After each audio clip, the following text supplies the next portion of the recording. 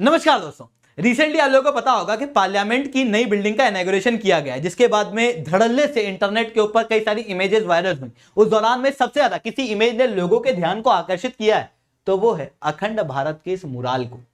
कुछ लोग इसे अखंड भारत का मुराल कह रहे हैं, वहीं अगर इसके रियलिटी में देखें तो ये कुछ और चीजें भी दर्शा रहा है। तो ये क्या दर्शा रहा है मुराल, थोड़ा सा उसे समझने का प्रयास करते हैं। इसके तीन अलग अलग पर्सपेक्टिव हैं। पहला पर्सपेक्टिव है जो कुछ लोग कह रहे हैं कि ये हिंदू राष्ट्र को दर्शाता है। कुछ लोग कहते हैं कि ये हिंदू राष्ट्र को नहीं दर्शा रहा है, ये इंडियन एज अ सिविलाइजेशन को मजबूत करता हुआ एक मैप है जो भारत के इतिहास को ग्लोरीफाई करता है। क्योंकि अगर आप ध्यान से देखोगे तो ये मुराल एक्चुअल में हिंदू राष्ट्र को नहीं दर्शाता है, बल्कि ये मुराल जो है वो अशोका के साम्राज्य को दर्शाता है। आप ध्यान से देखो, ये गूगल पे ही एक नॉर्मल अशोका के साम्राज्य की, सम्राट अशोक के साम्राज्य की एक इमेज है कि उनका साम्राज्य कितना फैला हुआ था। यहां पर आप देख सकते हो तक्षशिला वगैरह, ये पाकिस्तान गांधार वाला रीजन, ये यहां तक नीचे वाला पार्ट चोला चेरा पंड्या का सम्राट अशोक के समय पे उनके कंट्रोल में नहीं था, वो कुछ रॉक एडिक्ट के अंदर बताया गया है। वही चीज आप यहां देखो, कलर चेंज होता हुआ आपको यहां पे नीचे दिखाई दे देगा। ये दर्शाता है कि नीचे अशोका का साम्राज्य नहीं था, सम्राट अशोक का साम्राज्य नहीं था। उन्हीं के साम्राज्य में आपने अगर एनसीईआरटी पढ़ी होगी तो उत्तर पथ दक्षिण पथ का नाम लिया गया है, तो उत्तर पथ और दक्षिण पथ आपको यहां पर दिखाई दे रहे होंगे। इवन प्रीवियस ईयर के क्वेश्चन में सम्राट अशोक से रिलेटेड कई सारे सवाल आए हैं, फेवरेट है यूपीएससी का। तो कुछ रीजन जैसे मैं आपको बताता हूं, मस्की आपने सुना होगा, गिरिनगर आपने सुना होगा, सौराष्ट्र आपने सुना होगा, उज्जैनी आपने सुना होगा, ठीक है, विदिशा आपने सुना होगा। ये सारे रीजन जो है वो उसी समय के हैं। इवन इसका एक बड़ा प्रूफ नीचे की इमेजेस भी हैं। यहां पर आपको रॉक एडिक्ट देखने को मिल रहा है, और ये जो इमेज है ये आपको पता है कौन सी है? भारत के अंदर एकमात्र जगह जहां पर सम्राट अशोक का पोर्ट्रेट बनाया गया है, कर्नाटक के अंदर सन्नती में, ये वो इमेज है जिसे यहां पर दर्शाया गया है, जो दिखाता है कि सम्राट अशोक का साम्राज्य है, जो कि भारतीय सिविलाइजेशन को एक मजबूत सिविलाइजेशन के रूप में दर्शाता है। जो ये दर्शाता है कि भारतीय civilisation, Indian as a civilisation का कितना मजबूत प्रभाव उसके आसपास वाले क्षेत्रों में हुआ करता था।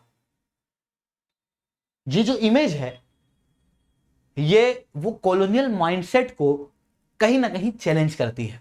क्योंकि आपको पता होगा, तो जब अंग्रेजों ने भारत को कॉलोनाइज किया था तो उन्होंने ये बताया कि इंडियन आइडेंटिटी कुछ नहीं है, सब कुछ अंग्रेजी आइडेंटिटी है, और उन्होंने अलग अलग रूप से उसे सिंबलाइज करते हुए इंग्लिश सुपीरियरिटी को भारत के अंदर रखने की कोशिश की थी। इवन जो राजपथ था, इवन जो पुरानी बिल्डिंगें थी, उनके अंदर भी आपको देखने को मिलेगा कि कहीं ना कहीं इंग्लिश इन्फ्लुएंस है। इवन हमारे इतिहास को भी अगर आप ध्यान से पढ़ोगे तो वही इंग्लिश इन्फ्लुएंस देखने को मिलता है। जैसे आपने समुद्रगुप्त का नाम सुना होगा।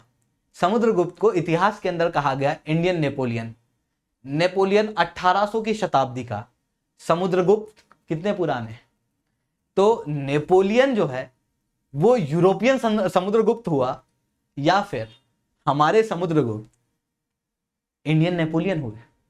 कहीं ना कहीं वो जो ब्रिटिश इन्फ्लुएंस है वो अलग अलग तरीकों से दर्शाया गया है हमारे इतिहासों में, हमारी किताबों में, और उसी को कहीं ना कहीं अभी जो गवर्नमेंट है और जो नया एडमिनिस्ट्रेशन है वो चैलेंज करने की कोशिश कर रहा है। जैसे जिस तरीके से राजपथ को कर्तव्य पथ के अंदर चेंज करने की कोशिश की गई, जिस तरीके से ये भारतीय सिविलाइजेशन को एक मजबूत सिविलाइजेशन के रूप में पार्लियामेंट के अंदर दिखाने की कोशिश की गई, क्योंकि यही सिंबलाइजेशन है जो कि भारतीय इतिहास को रिवाइव करते हैं। यही सिंबलाइजेशन है जो हम लोग को दर्शाते हैं कि इंडियन एज एन आइडेंटिटी कमजोर नहीं है, इंडियन एज एन आइडेंटिटी एक बहुत ही मजबूत आइडेंटिटी इतिहास से रही है।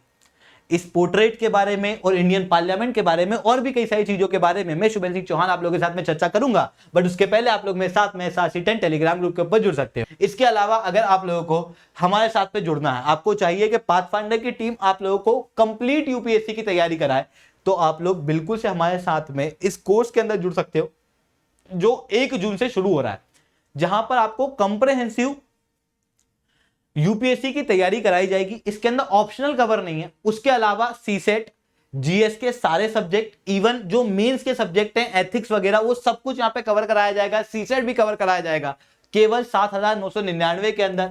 अगर आप लोग कोड यूज करोगे SRC10, तो अगर आप नीचे लिंक देखोगे तो वहां पर 9,999 दिख रहा होगा। SRC10 कोड का यूज करने के बाद में आपको डिस्काउंट मिल जाएगा और ये 7,999 में आपको कोर्स पड़ेगा। साथ में SRC10 कोड का यूज करने के बाद में आप लोगों को मेरे द्वारा 1-on-1 मेंटरशिप भी मिलेगी। उसके बाद में आपको इंडिया के टॉप एजुकेटर पढ़ाएंगे। अगर आप लोग हिंदी मीडियम से हो तो आप हिंदी मीडियम के भी कोर्स के अंदर जुड़ सकते हो। इसकी लिंक जो है मैंने नीचे पिन कर दी है। अब दोस्तों समझने की कोशिश करते हैं कि नहीं है पार्लियामेंट को बनाने की जरूरत क्या पड़ी और ये पार्लियामेंट का इतिहास क्या रहा। देखो आपको याद होगा तो 1905 के अंदर पार्टीशन ऑफ बंगाल किया गया था, और जब बंगाल का पार्टीशन किया गया था तो उसके अंदर दो अलग अलग रिएक्शन आए।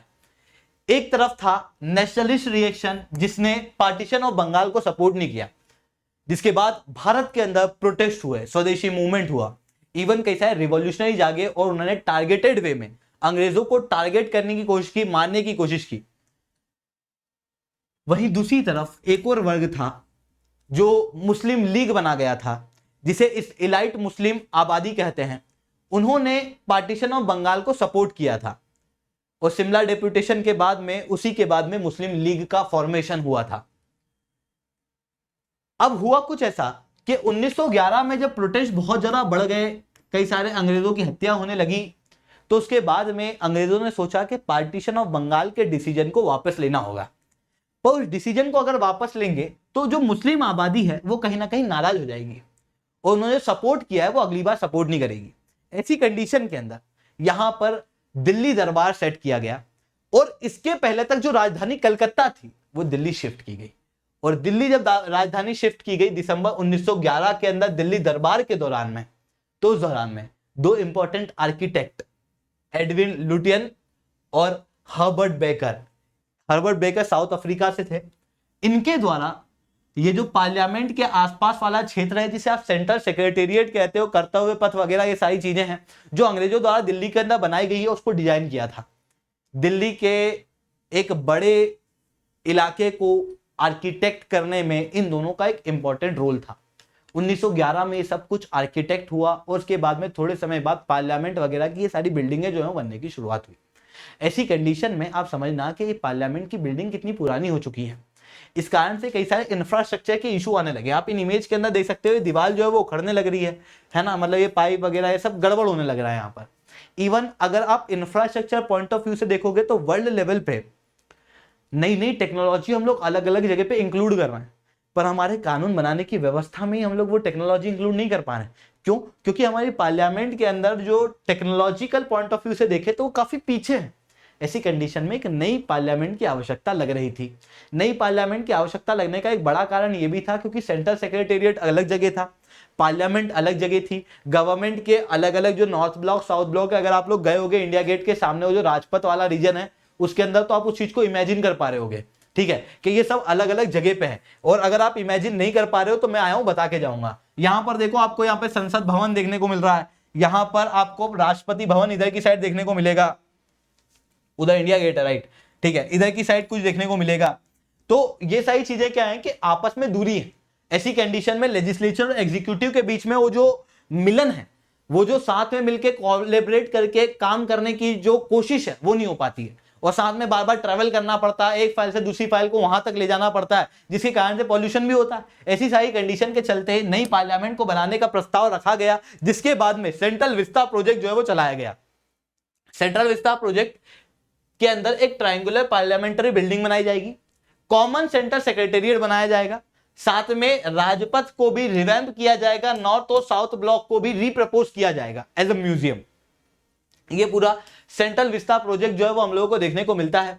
इस सेंट्रल विस्ता प्रोजेक्ट को ओरिजिनली जो डिजाइन किया गया है वो किया गया है आर्किटेक्ट बिमल पटेल द्वारा, जो दिखाता है कि भारत के अंदर इंडिजिनाइजेशन होगा। हम लोगों ने कोई बाहर के आर्किटेक्ट को नहीं बुलाया, बल्कि भारत के बेस्ट आर्किटेक्ट का यहां पर प्रयोग किया। इवन इस पार्लियामेंट के अंदर अगर आप देखोगे तो कई सारी इमेजेस आपको देखने को मिलेगी जो पुराने भारत को दर्शाती है, जो कि भारत की एक छवि को, अलग अलग प्रकार के आर्ट को, डाइवर्सिटी को यहां पर दर्शाती है। इवन सरदार वल्लभ भाई पटेल जी और यहां पर आपको डॉक्टर BR अम्बेडकर जी, चाणक्य, इन सबकी इमेजेस, इन सबके मुराल जो है वो यहां पर देखने को मिल रहे थे। ठीक है, तो ये काफी ज्यादा इंपॉर्टेंट प्रोजेक्ट जो है वो हम लोगों को देखने को मिला। इवन इस प्रोजेक्ट के अंदर जो पार्लियामेंट बनी, उस पार्लियामेंट की कैपेसिटी 1272 मेंबर्स की है। पर आप कहोगे कि सर इतने मेंबर्स तो है नहीं।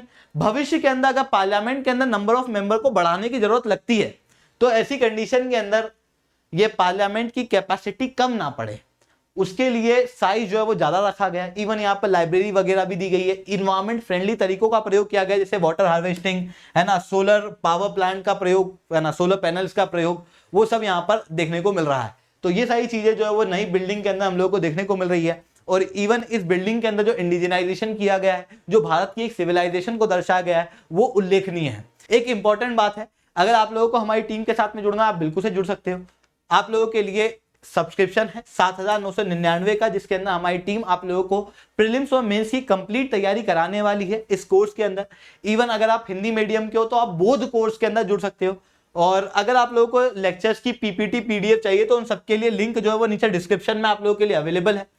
टेस्ट सीरीज अगर आप लोगों को ज्वाइन करना है तो आप टेस्ट सीरीज भी केवल ज्वाइन कर सकते हो। 2,999 के अंदर आप लोगों को केवल टेस्ट सीरीज पड़ेगी, वहीं 7,999 के अंदर आपको कंप्लीट कोर्स पड़ेगा। तो जाओ सब्सक्राइब करो। इसके अंदर अगर आप लोग SRC 10 कोड का प्रयोग करोगे तो आप लोगों को मेरे द्वारा 1-on-1 मेंटरशिप मिलेगी।